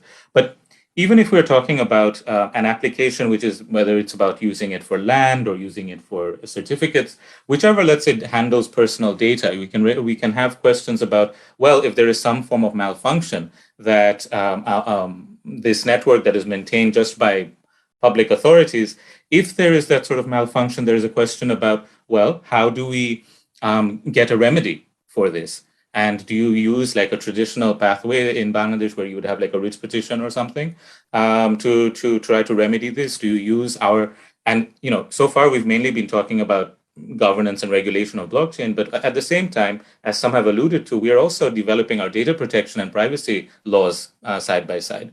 And so how do we ensure that they are sort of complementary to each other in the interest of citizens, as Dr. Samudra mentioned in his presentation? Humans have to be at the center, and the government serves humans. So that complementarity is also really important. And that is where maybe some of the solutions that already exist in the law about seeking remedies in the public interest can already be used. But then, of course, I also agree that there should be some room for being able to, use this new technology for the public interest too, with certain protections. And that's where, again, to draw on Dr. Mamun's presentation, he talks about like the implication of these technologies on legal doctrine and even legal practice. And I think, like some of the suggestions that have started to emerge even in Bangladesh media and academic and policy circles about regulatory sandboxes and other sorts of, let's say, like in controlled environments in which it is possible to use these technologies with selected pre-screened groups will also be an important way to be able to avoid these sorts of problems that you are mentioning. And that this is, of course, only in the context of these sort of enterprise or permissioned, basically, blockchains. With the public ones, it becomes a bit trickier. And that's often where we often come across these issues that people raise about, well, where do we know, for instance, where the money for purchasing cryptocurrencies came from? How do we deal with foreign exchange rules, et cetera, et cetera? And there, this issue is actually like one that I don't really want to comment on because of the fact that this is something that is still evolving. But what I can say, based on looking at legislation and developments elsewhere, is that we can take either an enabling path where we say that, okay, what kind of guardrails are needed for instance, consumer protection and so on and so forth, or we can take a path which is saying that, well, we don't want to use or encourage blockchains to be used in this sort of a way, and so we will try to restrict them. And there are many ways that you can, that can vary from, like the special institutions that have been created in the last decade, whether that's the within the Bangladesh Bank or within other institutions that can try to curb the use of virtual currencies. So these pathways are available. There's also some pathways in between, possibly between this. But I think that's really something that needs to be more clearly delineated. And at least from the regulatory policies I've screened so far in Bangladesh, in some cases, there is a bit of lack of clarity in what the exact position is. In some cases, it deals with very specific questions, and then others are left sort of unspoken. And that can raise, of course, these sorts of questions as well, that, what is the particular status of X, Y, and Z when we talk about virtual assets? So I hope that answers your question, Professor. Thank you. I've got one for Mr. Sami Ahmed. What I understand from Dr. Muntasir's presentation is kind of concerned about the individual's rights and the privacy laws, etc. What if this sort of technology with use? I know that there are a lot of benefits to it. The transparency, the the visibility, etc. increases a lot. What if we create a monster out of it, like and to give up a lot of the private citizens' rights and privileges by way of incorporating it heavily into our government system? Is there a possibility like that, or it's just that we're just thinking only the negatives? I mean, how do you evaluate a question like that? Sure. I'll mention three things. The first of it is the basic characteristic of blockchain. One of the basic is data privacy. So you can have it inbuilt into the system, who has access to what data and what not, and who's actually being able to see it. So if you want to talk about data privacy and individual identity, and blockchain, as a matter of fact, provides you with that protection. So in terms of technology, it's actually a much safer technology bet than compared to what we have in the market right now. That's definitely one answer. The second one is it really depends upon the user, the people who designed it. I mean, the technology is just a tool, it depends on how the people are using it. That's very important. And the most important, the third part is, as you know, Bangladesh, currently we are developing our data privacy rules and the data privacy acts. And based on that, of course, the technology has to follow the same policies. So it's really the legal part and the people who are using it. It's not the technology. The technology is just a tool that we can apply. And if you want to talk about data privacy, and then obviously blockchain is a much more better solution currently if we compare to any other system. But as a follow-up to this, I want to ask a question to the experts, the two blockchain experts we have, Dr. Barrister Morshed and Dr. Muntasir. One of the things we focus on in our blockchain implementation for Bangladesh is mostly on the private blockchain and the consortiums, what Pastor Moshe talked about that a little bit. We didn't delve too much into the public space, not the public blockchain. One of the main reasons is that when we were first organizing it, the power minister, one of the things he said, wait, you guys are talking about blockchain implementation, but do we have enough power in our country to support big public blockchains? Because you know that Bitcoin by itself, consumes more power than the entire country of Singapore does. So it's very power hungry. And how much power does Bangladesh have to support big public blockchains? So do you want to compare? I'd like to request, if maybe Barrister Morshed will take up on that. What do you think, or how is blockchain evolving, and how should Bangladesh focus on that when we're talking about public blockchains? Very interesting question, though. So I will just comment briefly upon this, because I think, when I especially was trying to draw this distinction, I think that there are many elements to this very interesting question. The one is whether even if, let's say, we have a policy which discourages, let's say, the implementation of a public blockchain, or the widespread use of public blockchains, if we use the sort of sociological methods that Dr. Mamoon also referred to a little bit, we can already see, through secondhand or other sort of research that is beginning to emerge in Bangladesh about this, that there are still informal, for instance, mining efforts that are happening. And there's also efforts at trying to curb this and crack down on this.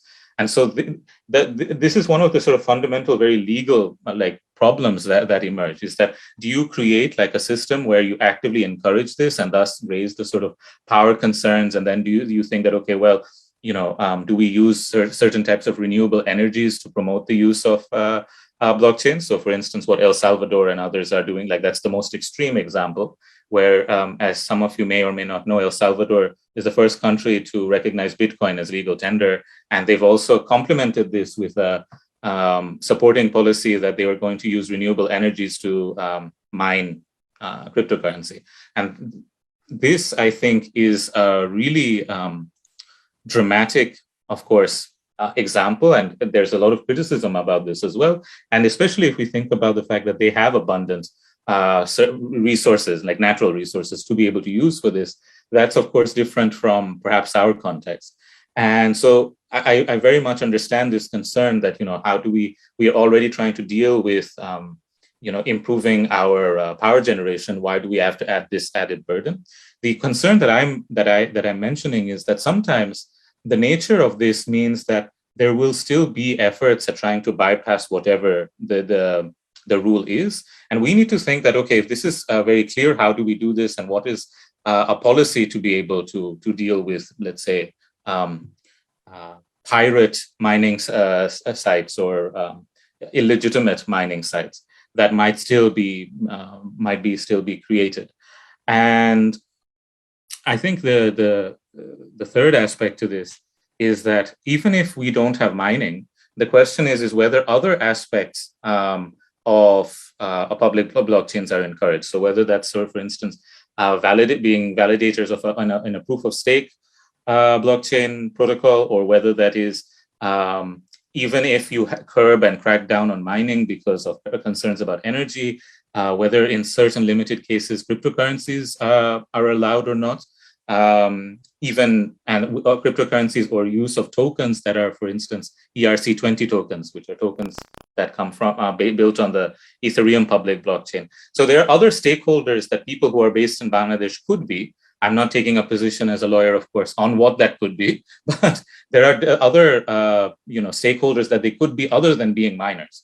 And that's basically the point I'm going to make, where perhaps Bangladesh could engage with public blockchains in a different, and Bangladeshis could engage in a different capacity. Thank you very much, Barrister. I had a chance to talk to. I'd like to add something a little bit. Okay, just in a second. I was asking Dr. Habibullah Karim how much time do we have. So he said that 6:30 we are having the next one. You can, as long as it's interesting, can continue. So Ms. Marina would like to ask something, and I'm also told that Dr. Lawrence Ma has got a comment to make. So after Ms. Marina, I would ask Dr. Lawrence Ma to come up and make his comment. Over to you, Ms. Marina. I just wanted to add like one small remark regarding the regulation, because this is a new technology which is not stable yet. Overregulation can actually kind of kill the whole industry. So if we have the core blockchain such as the Ethereum or Bitcoin, and then this is like, let's imagine that it's a layer 1 blockchain technology, and then application built on the top of this blockchain technology. So this is where, from my perspective, and my colleagues also share my opinion, have to be the regulation mainly on. The users of the application built on the top of blockchain technology actually have to be KYC. You have to have the AML process. You have to know where the money coming from. And this is what the regulation have to be concentrate on. From the Ethereum as the just Ethereum blockchain, we do already have the hashes of transactions which can be retracked on such applications like a chain analysis, and you can see where funds coming from and where to it's going. Most of the exchanges currently going into the regulation space, so they're getting their licenses. They're some of them even heavy regulated because they're applying for standard payment institution licenses, and it's already some border product between blockchain and actually the financial, classical financial instruments. So I would say that for Bangladesh, yes, definitely, if the government using the blockchain on a government level, it's have to be secure. This is one of the most important part which the government have to solve to make the puzzle work. Thank you. That's basically it. Okay, thank you very much. Now over to Dr. Lawrence Ma. I hear that you have a comment to make. Over to you, sir. Okay, thank you, Professor Moman. Just two quick comments. The one is response to your question about data. So in Hong Kong, because I'm based in Hong Kong, we are doing this is initiated by the Hong Kong MA, which is the Central Bank of Hong Kong, and together with the Hong Kong government on the data that uses blockchain. And one reason that that this blockchain is used, that they're talking about how bank can get data from alternate different sources so that they can make a better credit decisions. And one of the key concerns is whether the data are obtained legally, meaning that whether the data were obtained with the consent of the data owner. And that's why the blockchain was used to make sure that thing is being tracked as some kind of auditability. And this is where one place is why blockchain is needed for that. And second comment I want to make is that I think going back, I think people talk about we have this blockchain and we have a lot of application, but we don't see a lot of wide adoptions at all. And I think at least in some countries, including including Hong Kong, I think the lessons learned in the last few years is that yes, we have blockchain that came out since Bitcoin and then over 10 years now, and then people rush to build many applications, whether using Ethereum or anything. But then the thing is that a lot of the middle layer tools were not ready. And this is what, for example, Hong Kong have been trying to do now, is to come up with all those intermediate tools. And what are they? They are, for example, the digital identity for not just for a person, but also for corporation. So a corporation also have a digital identity. A company has a digital identity.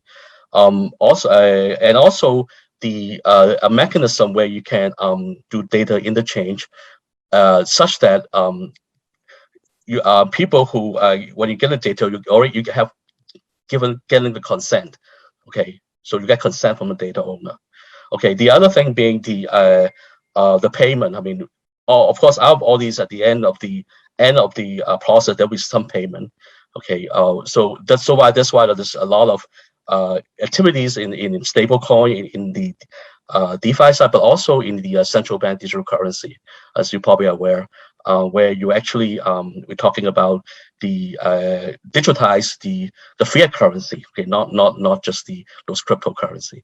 So that is my comment. Like I think I see a lot of places are sort of I'm sure Bangladesh will have Indian strategy. We're probably looking at similar thing to make sure all the infrastructure are there. I think if they're not there, I don't see how a lot of this application can really. And also very important, I think, as we're doing this, is that a lot of these things, I mean, digital identity or data interchange, I think technology, I think a lot of times only 30% of the work. The other 70% is the governance, the governance framework. Because if the governance framework is not there, the whole thing may not be sustainable. So that's my comment. Thank you.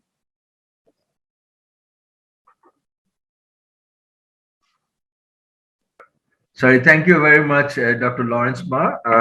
I think we are almost, I mean, it's a very interesting conversation going on, and I believe Mr. Sami needs to leave soon. I will just ask one last question. You've got 6 minutes to go, I think. I would like to wrap it up by 5:30, if it is all okay with you.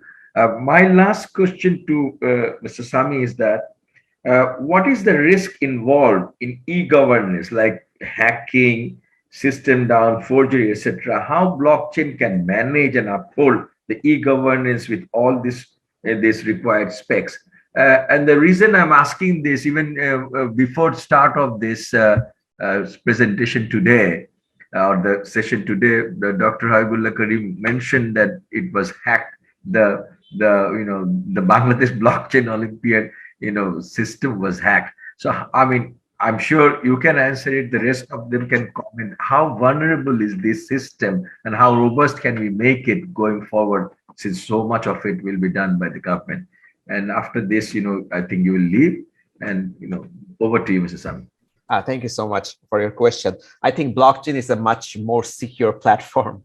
And if the application was built on blockchain, which usually, but then again, blockchain is not for everything. It's not fast enough yet, and it's not for every transaction. But when we talk about blockchain and security, obviously it's very secure because there are so many nodes. And in order to hack a blockchain system, you have to hack all the nodes together. Because if you just change one node, the others have different information. It just won't work. So in order to do that, you need massive, teams of cyber hackers and maybe supercomputers and something like that working all together. Makes it too expensive to hack any blockchain system. So, which obviously is a public blockchain, the advantage of a public blockchain system, which Ambassador Murshid was talking about. There's a risk with private blockchains in that regard when you have the nodes are very few. But I think still it depends on the type of application that you're doing.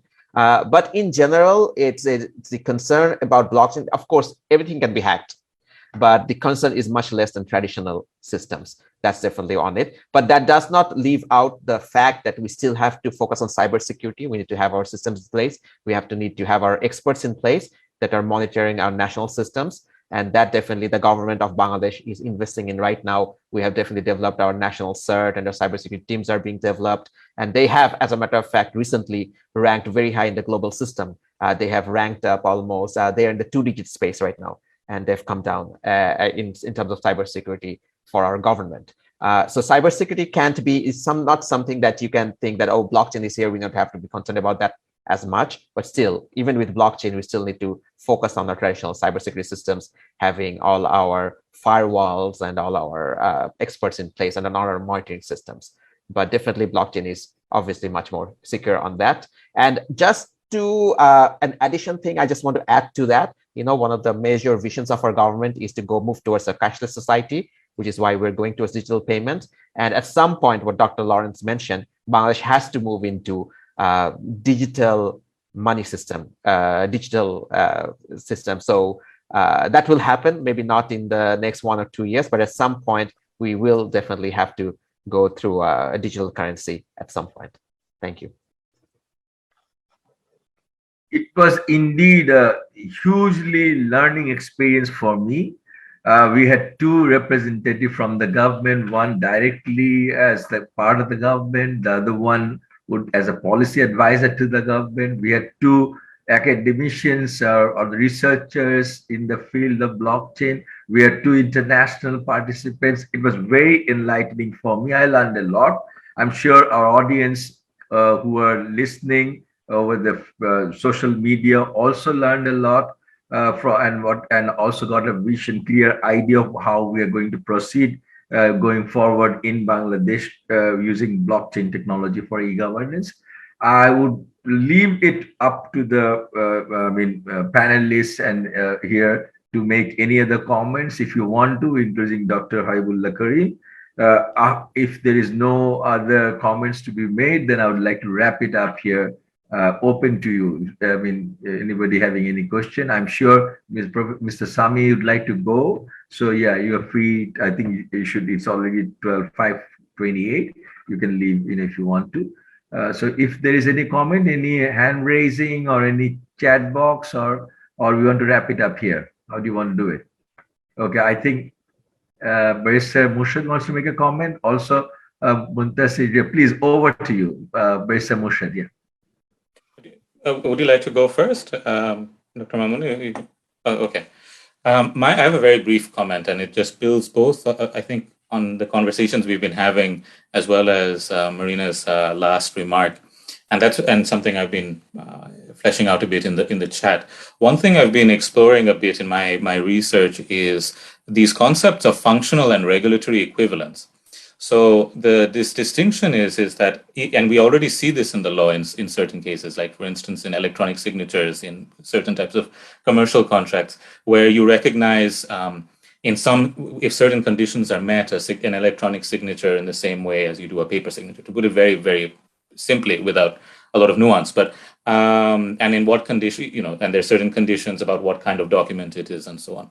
So this is an example of functional equivalence, and we need to think about whether certain types of transactions which use a blockchain can be considered to be functionally equivalent, and what would need to be done to be able to ensure that. And I think this is rather than being about legal interpretation, it's more about lawmaking, of course, to be able to do this. And the other, and a more ambitious one, arguably, is about regulatory equivalence. Regulatory equivalence is that when you think that a certain technology and the use of a certain technology can achieve a certain policy objective of the government. And we see this, this is the example that was mentioned earlier about being able to, for instance, trace transactions using different sorts of tools, could be used as a replacement for passing a law to be able to do this. And I think this is a really important idea that needs to be explored further. This topic I mentioned about sandboxes and so on are not only for the benefit of, let's say, a fintech startup, it's also a benefit for a regulator who is given charge of that sandbox, because it provides an environment for mutual learning. It allows them to see where, let's say, a new legislation is needed, or are certain technological guarantees being provided that can substitute it instead. For instance, consumer protection is obviously a big one, citizens' rights protection. A lot of different factors can come into play. I just wanted to add that. Thank you. Okay, now, yeah. Muntasir, Dr. Muntasir. In addition to what Barrister Murshid has said, Murshid Manan, which is, I'd just refer to three concepts. One is computational irreducibility, that there are certain issues which cannot be really compacted into a certain domain. It will keep growing. And that's where two other things come up, the hungry protocol and the fat protocol. These are interesting things, interesting concepts rather. I'm sure Marina is more aware of it because the trustless keyless system is already very much in place in Estonia. I believe that it is all about the design space. So from my perspective, or from our perspective, I would like to say that if you'd like to really solve the power problem, that how I would like to generate more access to power and probably optimize the power utilization rates of the blockchain mechanisms, different types of blockchains, we need to be flexible with the design. And how you do the design, it depends on the forks where the breaks take place, and also the side chains and the protocols, the protocol layer and also the application layer. So it all depends on the inside the mind of the designer, and how you put how many different types and layers of designers that you put into this game, this huddle. That's where the crux of the game is. It is a game, above everything else. If you just look at the blockchain, it itself is a game. Because if you have to solve a trouble, if you solve a problem before someone else does, and if you can solve that problem, you get the token. And in that, I'd like you to refer to a certain movie, which was made in 2010, Tekken. You just look at that movie. And if you look at the movie, and if you just look at the number of times the word Tekken has been used, It's probably as many times as Satoshi Nakamoto, if he or she or it or them exist at all, ever, anywhere, doesn't matter. That number of words in Tekken, I have just gone through the entire script and spoken to the director, that the number of words taken is probably similar to the number of words token in that white paper, or probably more. So it's similar. And on one end, you have the protocol growing and the innovation S-curve moving up and probably plateauing at some point in future. And also the sociological and socio-epistemological narrative repercussion to that technological stream growing up also taking place at the same time. So it's parallel processing happening at the same time. So it's like a space time that we are in. So this is 2021. Today is 9th of October. I'm sure that by 2022, 9th of October, things will have had moved much differently from what we can see right at this moment. So you have to be aware of it, and we have to be flexible enough to incorporate that. ARM processors is coming. So the whole processing mechanism, the way the semiconductors are designed, 3 to 5 nanometer range, those are already there. And this will be coming to your doorstep pretty soon. Probably in your glasses or in your watches, everywhere. It will be there. We have to know how to use it. Thank you very much, dear experts. I think we had a very mind-boggling discussion here, learned a lot, came up with a lot of new concepts that we were unaware of. And I think we have learned many ways in which this technology can help. And there are certain challenges that we were also, warned of. And, but in no way we can stop here. We have to continue to, explore this technology and to make more and more usage of it. And, to serve, since this particular segment of the seminar is about e-governance. So the government will probably make better use of these technologies to come up with solutions that will serve the citizens better, faster, with a lot of transparency, and in the end, the overall quality of our life, the last mile delivery to the nobody is left out philosophies of the government will be achieved. With these few words, I would like to thank each one of you, Barrister Murshid Mannan, Dr. Muntasir, Mr. Sami Ahmed, the Honorable Secretary of Coordination and Reforms of the Ministry of, I think, Government of People's Republic of Bangladesh, for their contribution, for their time, and also Dr. Lawrence Ma, Mr. Haibullah Karim, for giving me this opportunity to be present here and learn from you, and also be able to speak a bit on the occasion. Thank you so very much. I believe we will all be very much benefited. Thank you.